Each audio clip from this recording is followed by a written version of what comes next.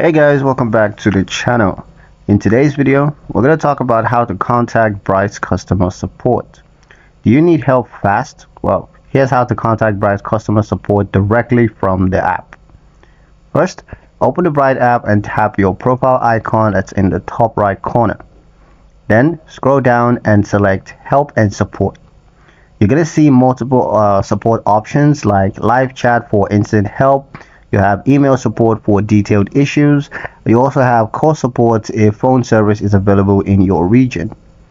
To start a chat, just tap Chat with Support. A bot will greet you first. Then you just gotta type in your question, and if it's complex, you're gonna be connected to a live agent. For email, just tap Send a message, describe your issue clearly, and Bright will usually respond within 24 hours. For phone support, if active, will show you the local number and operating hours, so you can just tap to call directly. You can also attach screenshots to help explain your issues better.